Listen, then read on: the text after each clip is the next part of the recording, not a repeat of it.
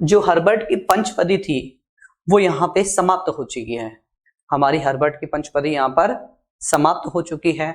अगली जो हमारी विधि है वो कौन सी विधि है?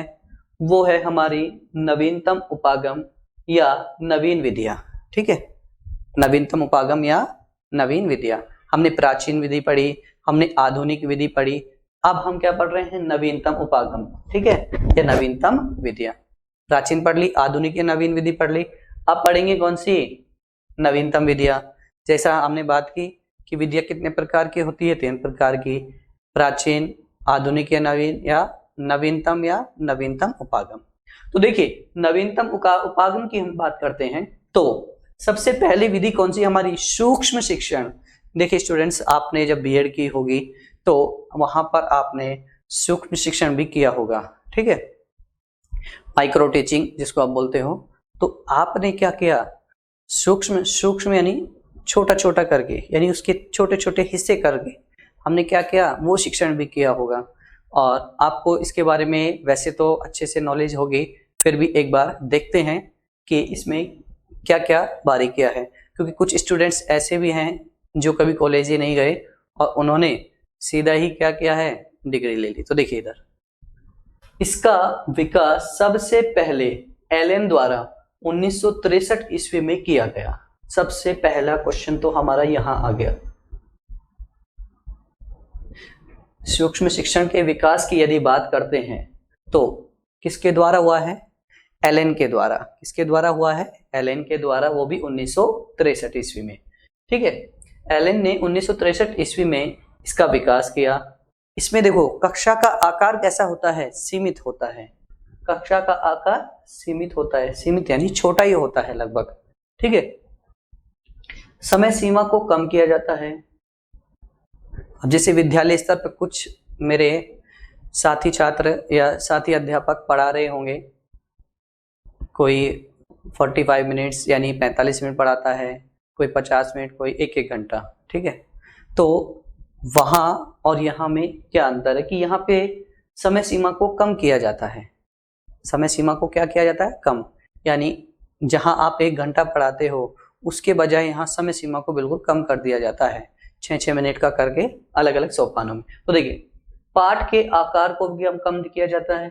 वहां हम क्या होता है कि एक दिन में पूरा चैप्टर कंप्लीट कर देते हैं, पूरा पाठ पढ़ा देते हैं, या एक दिन में आधा पाठ पढ़ा देते हैं। मान के चलो सुभाषितानी का कोई पाठ हुआ, उसमें 16 श्लोक हैं, तो 16 में से 8 आज पढ़ा दिए, 8 कल पढ़ा दिए। लेकिन यहाँ ऐसा नहीं होता कि आप 2 दिन में सुभाषितानी कंप्लीट करा दें।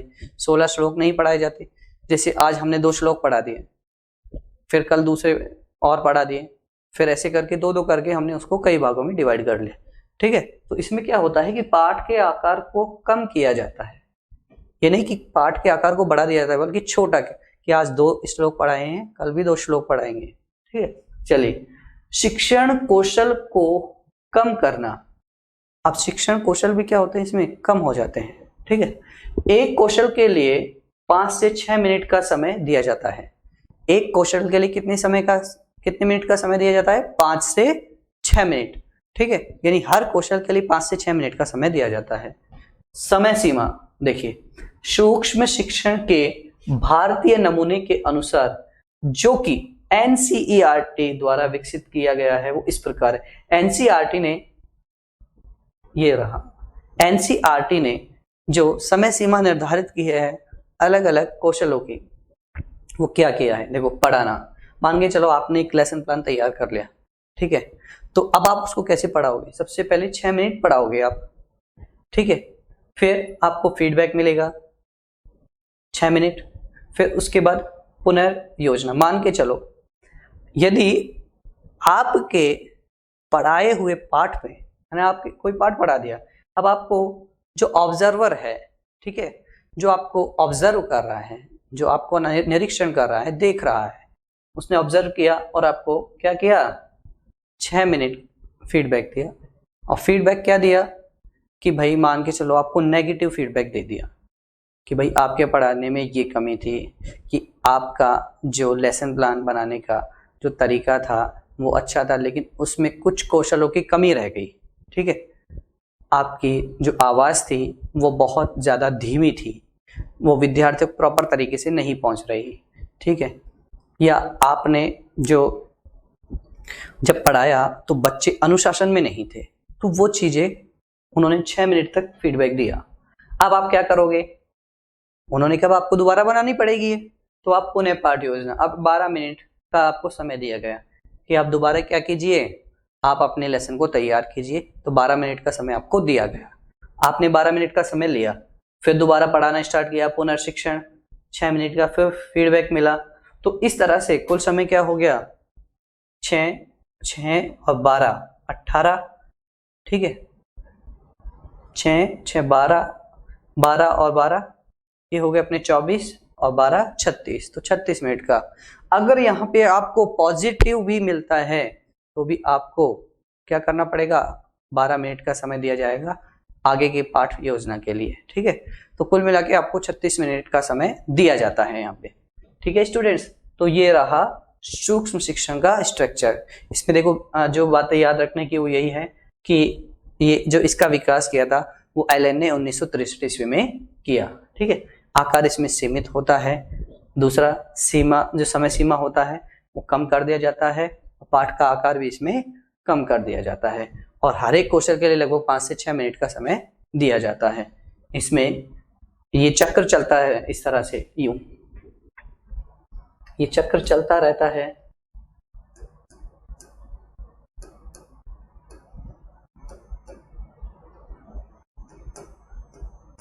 इस तरह से पढ़ाओगे, फिर फीडबैक मिलेगा, फिर पुनः पाठ योजना, फिर पुनः शिक्षण, फिर उसके बाद पुनः फीडबैक, और फिर लास्ट में आपको फीडबैक दोबारा मिल जाता है। चलिए नेक्स्ट देखते हैं, आगमन उपागम, ठीक है।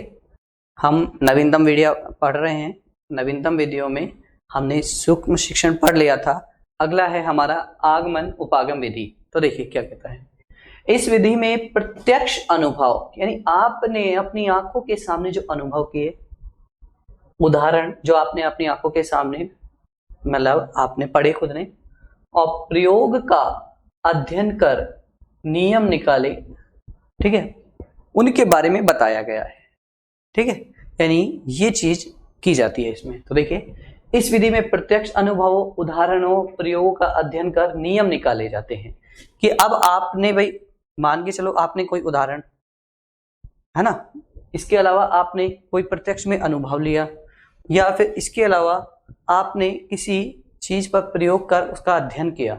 अब आपको नियम बनाना है, आपको क्या बनाना है, नियम, क्योंकि आपने उदाहरण तो बहुत सारे देखे हैं। अब मान के चलो आपके सामने कोई उदाहरण आ गया, जैसे मान के चलो आपके सामने उदाहरण आ गया संधि का, कोई उदाहरण आ गया संधि का, जैसे आपके पास कपीश उदाहरण आ गया, क्या आ गया, कपीश। अब आपको ये तो पता ही कपीश उदाहरण है, अब आप इसका नियम बनाओगे। नियम क्या बनाओगे कि यार इसमें बड़ी आ रही है और मैंने इसके जब विच्छेद किए तो कपी प्लस ईस आ गया, यानी दोनों साइड ई आ रहा है, तो ये क्या हो गया, सवर्ण दीर्घ हो गया। तो सवर्ण दीर्घ के हिसाब से इसका नियम क्या कहता है, दीर्घ संधि का उदाहरण है, दीर्घ संधि का आप नियम वहां बना लोगे। चलिए, ज्ञात तथ्यों के आधार पर उचित सूझबूझ का निर्णय लिया जाता है, तो वही जो भी मैंने आपको बताया संधि का उदाहरण, ठीक है। चलिए, यह प्रत्यक्ष से प्रमाण की ओर, अब देखिए सोपान कैसे चलते हैं, आगमन उपागम में जो सोपान चलते हैं वो कैसे चलते हैं, ये प्रत्यक्ष से प्रमाण की ओर चलते हैं, स्थूल से सूक्ष्म की ओर चलते हैं, विशिष्ट से सामान्य की ओर चलते हैं, उदाहरण से नियम की ओर चलते हैं, ज्ञात से अज्ञात की ओर चलते हैं, मूर्त से अमूर्त की ओर, और वैज्ञानिक विधि, ठीक है। तो देखिए यह कहाँ चलेंगे, प्रत्यक्ष से प्रमाण की ओर। आपको जैसा मान के चलो प्रत्यक्ष में आपने कोई चीज देखी, प्रत्यक्ष में कोई चीज देखी, प्रत्यक्ष से कहाँ चलेंगे, प्रमाण की ओर। अब उसके प्रमाण की ओर जाएंगे, यानी सबूतों के ओर जाएंगे। प्रमाण का मतलब होता है सबूत, अब उस सबूतों के आधार पे आप देखेंगे। चलिए, स्थूल से सूक्ष्म की ओर, आपने किसी का बड़ा स्वरूप देखा, आप कहाँ जाएंगे, छोटे स्वरूप की ओर, ठीक है। जैसे एक ही चीज मैं आपको समझा दूंगा, विशिष्ट से सामान्य की ओर, तो विशिष्ट आपने देखा, कोई भी विशिष्ट चीज थी, अब उसके आप सामान्य की ओर जाएंगे, ठीक है। उदाहरण से नियम की ओर, देखिए ये यहां से समझाना चाहता था वो आ गया, उदाहरण से नियम की ओर। देखिए अब मैं यहां से ही आपको समझा देता हूं। सबसे पहले प्रत्यक्ष की बात करें, प्रत्यक्ष में आपने कोई उदाहरण देखा, प्रत्यक्ष में आपने क्या देखा, कोई उदाहरण देखा। जैसे आपने उदाहरण देख लिया नवरत्न, देख लिया। अब नवरत्न, अब आप नवरत्न, आपको पता है कि नवरत्न में समास कौन सा है, द्विगु समास है, ठीक है। अब आप कहां जाएंगे, इसके प्रमाण की ओर जाएंगे, इसके सबूत की ओर जाएंगे, क्या नवरत्न में क्या है, द्विगु समास है या नहीं है। तो आपने सबसे पहले क्या निकालोगे, नियम निकालोगे उसका, उदाहरण से नियम की ओर। आगे हुई बात, उदाहरण आपके पास था नवरत्न, तो आप उसके नियम की ओर जाओगे, तो वही प्रमाण के लिए आपको नियम की ओर जाना पड़ेगा। स्थूल, स्थूल यानी आपके पास एक मोटा मोटा क्या था, एक उदाहरण था नवरत्न। अब आप उसके छोटे छोटे टुकड़े करोगे, जैसे नव रत्न, ठीक है, 9 रत्न, कितने, 9 रत्न, और समूह जोड़ दिया लास्ट में, तो 9 रत्नों का समूह, ठीक है। अब आपने ये तो देख लिया 9 रत्नों का समूह, यानी नव रत्ना नाम समाहार, तो छोटे छोटे टुकड़े किए, तो क्या हो गया, स्थूल से सूक्ष्म की ओर हो गया। विशिष्ट से सामान्य, विशिष्ट क्या था, वो उदाहरण था नवरत्न। अब उसकी सामान्य नियम की ओर जाओगे, सामान्य नियम क्या कहता है, क्यों है ये, तो द्विगु समास के नियम क्या है कि पहला पद संख्यावाची, दूसरा पद क्या हो, संज्ञा हो, और दोनों के बाद समाहार अर्थ हो, लेकिन वह स्त्रीलिंग या नपुंसकलिंग का शब्द होना चाहिए, तो वह द्विगु समास होता है। चलिए ये आ जाएगा उदाहरण से नियम की ओर। ज्ञात से अज्ञात की ओर, अब आपको ज्ञात है कि आपके पास उदाहरण तो ज्ञात है, अज्ञात क्या है, नियम अज्ञात है, तो आप उस नियम की ओर जाओगे। मूर्त से अमूर्त की ओर, आपको मूर्त, मूर्त का मतलब मूर्ति, मूर्ति यानी आपको दिख रही है वो वस्तु, जिसे आपको उदाहरण दिख रहा है नवरत्न। अब उसका अमूर्त स्वरूप क्या है, अमूर्त स्वरूप क्या हो गया, उसका नियम हो गया, तो आप उसके नियम की ओर जाओगे। तो ये क्या है, एक वैज्ञानिक विधि, ठीक है। चलिए नवीनतम उपागम की अगली विधि है समस्या समाधान विधि, समस्या समाधान विधि। तो देखिए वैसे नाम से ही विख्यात है, इसमें सर्वप्रथम विद्यार्थियों के समक्ष चुनौतीपूर्ण परिस्थिति पैदा की जाती है। विद्यार्थियों के समक्ष सबसे पहले क्या, चुनौतीपूर्ण परिस्थिति पैदा करी जाएगी, ठीक है, कि ऐसी परिस्थिति पैदा कर दो कि उनमें चुनौती लेने या देने की सामर्थ्य पैदा हो, ठीक है, कि चुनौतीपूर्ण परिस्थिति उनमें पैदा कर दो। विद्यार्थी अब क्या करेगा, जब चुनौतियों का सामना करेगा, विद्यार्थी उस समस्या के समाधान हेतु, अब चुनौतियों का सामना करेगा तो उसके सामने समस्या भी आएंगी, और समस्या के समाधान के लिए विविध प्रयास करते हुए, मतलब अब वो क्या है, अनेक तरह के प्रयास करेगा, बहुत सारे मैनी एफर्ट्स करेगा, ठीक है। तो अब मान के चलो आपने उनको कोई चुनौती दी, अब चुनौती का सामना करने के लिए उसे क्या, उसके सामने समस्या भी आएगी, और समस्या आएगी तो उसका समाधान करने का प्रयास भी करेगा ना, तो विभिन्न तरह का प्रयास करता है, शिक्षक के निर्देशन में उसका समाधान कर सके। अब जब तक वो खुद के बेस पे कर ले तो ठीक है, नहीं कर पाएगा तो क्या करेगा, शिक्षक के निर्देशन में उस चुनौती का क्या करेगा, समाधान करेगा। तो देखिए समस्या समाधान वैसे नाम से विख्यात है कि इसमें क्या होता है, चुनौतीपूर्ण परिस्थिति पैदा करता है कौन, शिक्षक, किसके सामने, छात्र के सामने।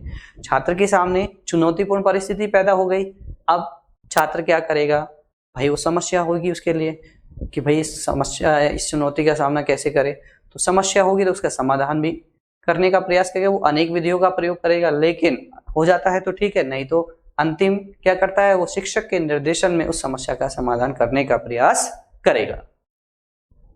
अगली आती है प्रयोजन विधि। यह विचार सर्वप्रथम जॉन डेवी ने दिया। देखो ये चीज ध्यान देना थोड़ा सा, प्रयोजन विधि का जो विचार जो दिया है, प्रयोजन विधि का जो विचार दिया है वो सबसे पहले किसने दिया है, वो दिया है जॉन डेवी ने, ठीक है। किसने दिया है, जॉन डेवी ने। इस विधि के प्रवर्तक जॉन डेवी के शिष्य किलपैट्रिक, ये चीज देखना, विचार की यदि मैं बात करता हूं तो विचार तो सर्वप्रथम किसने दिया है, जॉन डेवी ने, लेकिन इस विधि के जो प्रवर्तक की यदि मैं बात करता हूं तो वो क्या है, जॉन डेवी के शिष्य हैं किलपैट्रिक, वो माने जाते हैं कि प्रयोजन विधि के प्रवर्तक तो कौन हो गए, किलपैट्रिक, और प्रयोजन विधि का जो विचार जो दिया है सबसे पहले वो किसने दिया है, जॉन डेवी ने। दो अलग अलग प्रश्न है, दोनों को ढंग से समझ लेना कि जब विचार की बात करें तो जॉन डेवी, और जब प्रवर्तक की बात करें तो कौन आ जाएगा, किलपैट्रिक। इस विधि में बालक को स्वयं रुचि के अनुसार विषय वस्तु व क्रिया में सामंजस्य स्थापित करते हुए सीखने की क्रिया करने का अवसर दिया जाता है। देखिए ध्यान देना, इस विधि में बालक को स्वयं अपनी रुचि के अनुसार विषय वस्तु व क्रिया दोनों में तालमेल स्थापित करते हुए सीखने की क्रिया का अवसर दिया जाता है। मान के चलो, देखिए ये क्या कह रहा है कि इस विधि में क्या होता है कि बालक स्वयं अपनी रुचि के अनुसार और विषय वस्तु, ठीक है, बालक स्वयं अपनी रुचि के अनुसार विषय वस्तु और क्रिया दोनों में तालमेल बैठाता है। भाई अब उसको रुचि कैसी है उसकी, क्या उसके सामने क्या है, विषय वस्तु और क्रिया दोनों में वो तालमेल बैठाएगा। विषय वस्तु और रुचि में क्या बैठाएगा, तालमेल बैठाएगा, और उस तालमेल के आधार पर वो सीखने का प्रयास करेगा कि मैं कैसे अच्छे से अच्छा सीख पाऊं, क्योंकि विषय वस्तु उसके सामने है। अब उस विषय वस्तु को समझने के लिए उसे कौन सी क्रिया करनी है, कौन सी क्रिया करके उसे अच्छे से समझ पाएगा। ठीक है, तो यही कहना चाह रहा है कि विषय वस्तु उसके सामने है, अब वो विषय वस्तु व क्रियाओं में क्या करेगा, आपसी सामंजस्य स्थापित करेगा, और सीखने के लिए, सीखने की जो क्रिया है, क्रिया करने का अवसर दिया जाता है। अब उसको सीखने की क्रिया करने का क्या दिया जाएगा, अवसर। क्यों, कैसे अच्छे से अच्छा सीख सकता है, उस क्रिया का उसे क्या दिया जाता है, अवसर दिया जाता है इस विधि में।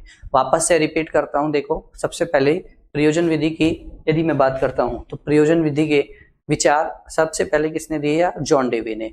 और यदि समर्थक की बात करता हूं, सॉरी यदि प्रवर्तक की बात करता हूं तो जॉन डेवी के जो शिष्य है वो है किलपैट्रिक, उन्होंने, ये इसके प्रवर्तक है। ठीक है, चलिए अगला देखें। अगली विधि है दल शिक्षण सहकारिता विधि। देखिए सर्वप्रथम 1955 में इसका विकास हुआ है। ठीक है, दल शिक्षण का विकास सबसे पहले कब हुआ है, 1955 यानी 1955। तो दल शिक्षण का विकास 1955 में हुआ और इसे एक अन्य विधि के नाम से जानते हैं जिसका नाम है सहकारिता विधि। ठीक है, अब देखिए वैसे ही आपको पता चल रहा है दल शिक्षण है क्या, दल का मतलब वैसे ही समूह होता है, ग्रुप होता है। ठीक है, इसको ग्रुप एजुकेशन भी कहते हैं। चलिए, दल का अर्थ होता है समूह। ठीक है, दल का अर्थ क्या होता है, समूह। जब किसी कक्ष में विशेषज्ञ शिक्षक, ध्यान देखना, जब किसी कक्ष में विशेषज्ञ शिक्षक समूह द्वारा, इसके द्वारा, समूह द्वारा यानी कई बच्चों का समूह बनवा दे, उस समूह के द्वारा अध्यापन का कार्य किया जाता है, तब वह दल शिक्षण विधि के नाम से जाना जाता है। भाई उसमें क्या होता है कि 2 बैच बॉयज के बना दिए, 2 बैच गर्ल्स के बना दिए, 2 बैच ऐसे बना दिए जिसमें कोऑर्डिनेशन गर्ल्स और बॉयज का बना दिया। ठीक है, अब क्या होता है, अब वहां पर अध्यापन, देखो ये कह रहा है वो कि वहां पर अध्यापन का कार्य किया जाता है। अब अध्यापन का कार्य करवाएगा वहां पे। ठीक है, तो इसी को ही हम क्या कह देंगे, ग्रुप, क्या कह देंगे, दल शिक्षण। ठीक है, आगे इस बात समझ में, क्या करेंगे, दल शिक्षण। चलिए, शोध इसका क्या हुआ है, अमेरिका, मिशिगन व हार्वे द्वारा। अमेरिका में हुआ है वो किसके द्वारा, अमेरिका, मिशिगन में हार्वे के द्वारा। ठीक है, शोध जो हुआ है उसका मिशिगन में हार्वे के द्वारा। चलिए, दल शिक्षण के 3 झोपान नहीं है, ये सोपान है। क्या है, सोपान, ये गलती से प्रिंट हो गया। ठीक है, दल शिक्षण के 3 सोपान हैं, योजना, व्यवस्था और मूल्यांकन। दल शिक्षण के कितने सोपान हैं, 3, योजना है, व्यवस्था है, मूल्यांकन है। तो सबसे पहले देखो योजना बनाता है दल शिक्षण के लिए, फिर उसके बाद क्या करेगा, व्यवस्था, मैनेजमेंट करेगा, मैनेज करेगा उसको, और फिर लास्ट में मूल्यांकन। तो दल शिक्षण के सोपान कितने हैं, 3। सबसे पहले योजना, फिर उसके बाद व्यवस्था और उसके बाद लास्ट में मूल्यांकन। यह विधि विशेष ज्ञान प्रदान करती है। भाई विशेष ज्ञान इसलिए प्रदान करेगी क्योंकि इसमें सब कुछ 3 जब सोपानों की बात कर रहा है वो, कि सबसे पहले तो योजना बना रहा है वो, तो उसके बाद व्यवस्था कर रहा है और फिर मूल्यांकन भी, तीनों चीज कर रहा है। तो इसका मतलब ये क्या हो जाएगी, विशेष ज्ञान अपने आप प्रदान करेगी। इसमें समय, धन एवं शक्ति का विकास होता है। ठीक है, मतलब समय तो लगेगा ही भाई, इसमें धन भी लगेगा और शक्ति भी लगेगी, ठीक है। तो तीनों चीजों का बराबर हिस्सा होता है। अगला है पर्यवेक्षण विधि। कौन सी विधि है? पर्यवेक्षण विधि।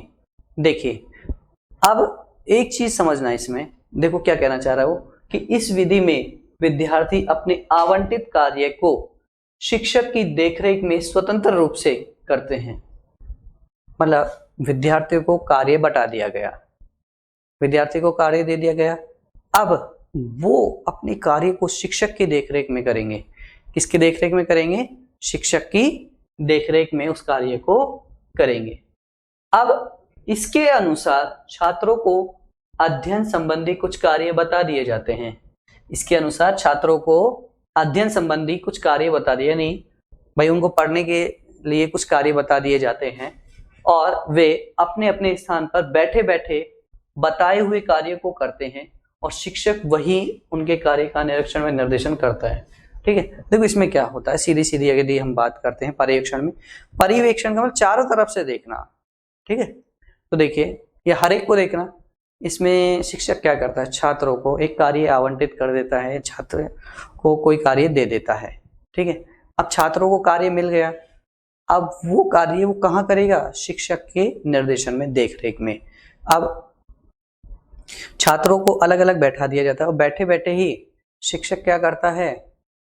काम तो ये छात्र तो अपना अपना कार्य करने में लगी जाते हैं, लेकिन शिक्षक वहां बैठे बैठे ही उनको निर्देशित करता है। ठीक है, चलिए अब लाभ क्या हो सकता है? देखो इसका लाभ होता है कि निर्देशित स्व अध्याय प्रणाली में कि जो निर्देश दिया हुआ गया अपना जो अध्याय है उस प्रणाली में छात्र और शिक्षक दोनों क्रियाशील रहते हैं। भाई मान के चलो उन्हें कोई काम दे दिया अपने अध्ययन को, यानी अपने लेसन को याद करने का या अपने लेसन को समझने का, कोई भी काम दे दिया उन्हें, तो अब क्या होता है? इसमें छात्र भी क्या हो जाएंगे? क्रियाशील हो जाएंगे और शिक्षक भी बराबर उन पे फोकस रहेगा, उसका शिक्षक भी उसे बराबर देखता रहेगा। तो छात्र भी क्रियाशील रहेंगे और शिक्षक भी क्या रहेंगे? क्रियाशील। ठीक है, इस प्रणाली में छात्रों की व्यक्तिगत क्रियाओं प्रयासों को अधिक महत्व दिया जाता है। ठीक है, अब क्या होता है इसमें? एक तो उसकी व्यक्तिगत प्रतिभा निकल कर सामने आती है। ठीक है, दूसरा उसके जो प्रयास हैं उनको भी क्या किया जाता है? मोटिवेट किया, उनको भी अधिक महत्व दिया जाता है। ठीक है, यानी भाई अब उसने कितना प्रयास किया उस कार्य के लिए, उसको पर ज्यादा जोर दिया, उसका महत्व दिया जाता है। दूसरी कि उसकी जो छात्र की व्यक्तिगत क्रिया उन पर भी ध्यान दिया जाता है कि भाई वो वास्तव में कार्य, मान के चलो कोई ड्राइंग का काम दे दिया, आप एक फेविकोल लगा रहा है, एक ड्राइंग बना रहा है, एक कटिंग कर रहा है, एक उसमें फ्रिल्स लगा रहा है। ठीक है, तो इस तरह से छात्र क्या है उसमें क्रियाशील हो जाते हैं और शिक्षक भी बराबर देखता है कि कौन सा छात्र क्या काम कर रहा है, यानी उनकी व्यक्तिगत क्रियाओं का वहां पता चल जाता है। यह पद्धति छात्रों की स्वाध्याय का अधिक अवसर देती है, जिसमें स्वाध्याय की प्रवृत्ति विकसित होती है। देखिए यह पद्धति छात्रों की स्व अध्याय का, यानी स्व अध्याय पर, ठीक है, यह पद्धति छात्रों की स्वाध्याय पर अधिक अवसर देती है। एक मिनट का ही है, सही है भाई, इसमें थोड़ा सा देखिए, यह पद्धति छात्रों की स्वाध्याय का अधिक अवसर देती है जिसमें स्वाध्याय की प्रवृत्ति विकसित होती है। ठीक है, अब देखो ये पद्धति क्या है, उसको अपने अध्याय के लिए अधिक से अधिक अवसर देगी। ठीक है, और उसमें क्या है? स्वयं अध्ययन करने की शक्ति जागृत होगी। ठीक है, चलिए उसमें शिक्षक की मुख्य भूमिका छात्रों की सहायता करना एवं उन्हें अध्ययन के लिए निर्देशन देना होता है। ठीक है, उसमें क्या होता है? शिक्षक की मुख्य भूमिका क्या होती है कि एक तो उनकी सहायता करना और एक अध्ययन में उनका क्या करना? निर्देशन करना। ठीक है, यस। अगला देखिए, अगला है कंप्यूटर आधारित शिक्षा। अगला क्या है? कंप्यूटर आधारित शिक्षा। तो ध्यान देना स्टूडेंट्स, नवीनतम पागम की अगली विधि है कंप्यूटर आधारित शिक्षण।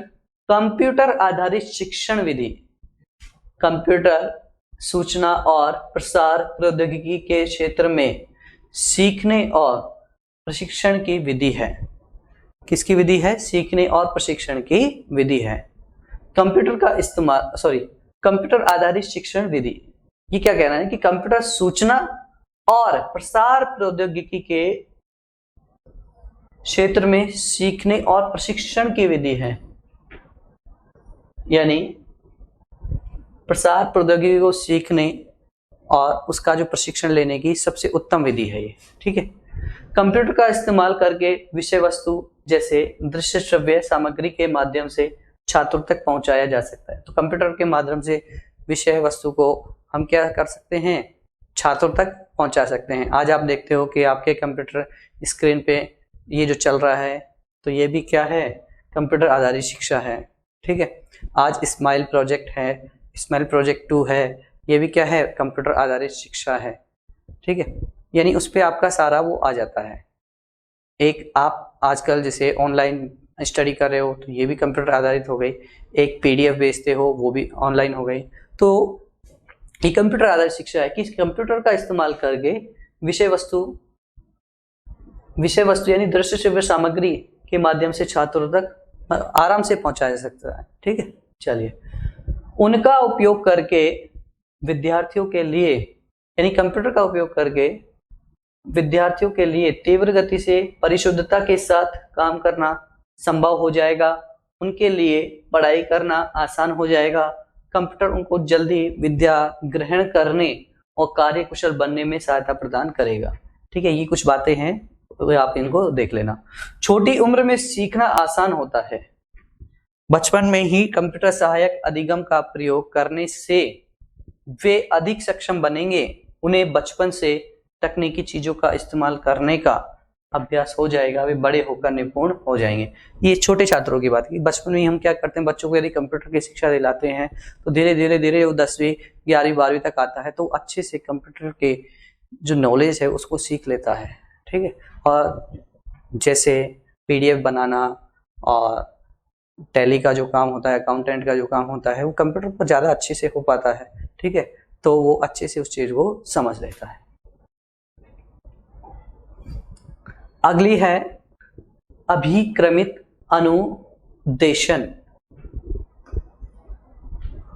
अभिक्रमित अनुदेशन, तो देखिए, छात्र प्रतिपुष्टि व पुनर्बलन द्वारा क्रमबद्ध तरीके से सीखता है।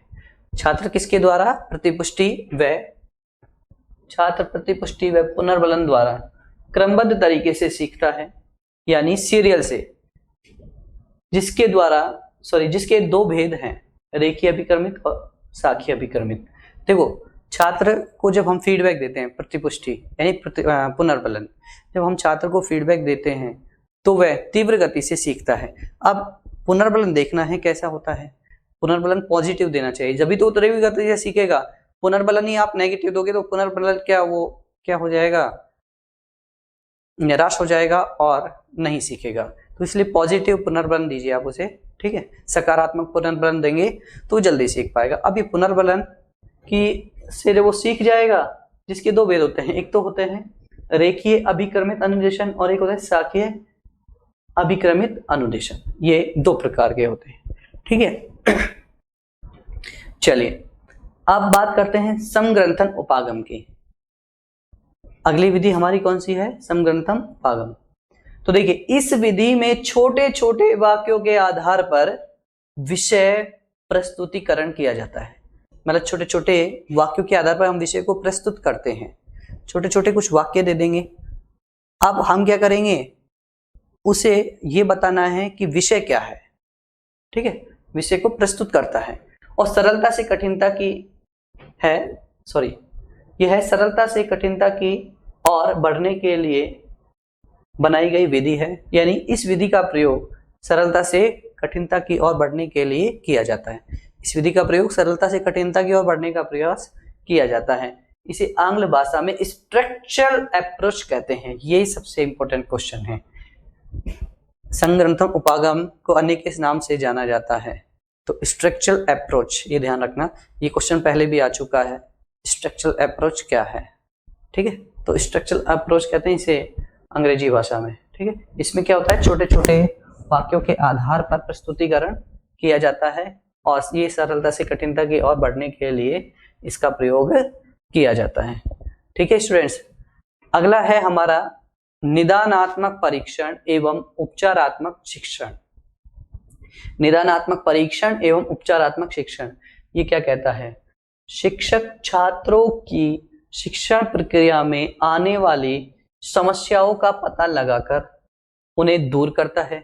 शिक्षक क्या करता है कि छात्रों के सामने जो भी समस्याएं आती है, शिक्षण प्रक्रिया में छात्रों के सामने जो भी समस्याएं आती है उनका क्या करता है? उन्हें दूर करने का प्रयत्न करता है, उन्हें दूर करता है। समस्या के कारणों का पता लगाना निदान कहलाता है। दो चीज है, सबसे पहले निदानात्मक परीक्षण और उपचारात्मक शिक्षण। ठीक है, तो देखिए वापस से मैं रिपीट कर देता हूं एक बार। शिक्षक क्या करता है? छात्रों की शिक्षण प्रक्रिया में जो समस्याएं आती है उन्हें दूर करता है। सबसे पहले तो क्या करता है? समस्याओं को दूर करता है। कब? शिक्षण प्रक्रिया में जो समस्याएं आती हैं। और समस्या के अगर कारणों का पता चल गया, समस्या के कारणों का यदि पता चल गया तो वो क्या कहलाता है? निदान। समस्या के कारण, अब देखो ये सबसे इंपॉर्टेंट पॉइंट है, ये इसी के ऊपर निर्भर है कि समस्या के कारणों का पता लगाकर समाधान करना उपचार कहलाता है। अब समस्या के कारणों का पता चल गया, ठीक है, पता चल गया तो क्या करेंगे? समाधान करेंगे उसका, और जब समाधान हो जाएगा तो वो क्या कहलाएगा? उपचार। यानी समस्या के कारणों का पता लगाना और लगाकर उनका उपचार करना, उनका समाधान करना उपचार कहलाता है। तो देखिए ये स्टूडेंट्स, ये हमारी हो गई खत्म। कौन सी विधियां? नवीनतम उपागम या नवीन विधियां। तो यहाँ पर हमारा ये टॉपिक खत्म हुआ। नेक्स्ट वीडियो में हम नया टॉपिक पढ़ेंगे मूल्यांकन के बारे में। इसी के साथ आज का वीडियो यहीं समाप्त होता है। धन्यवाद।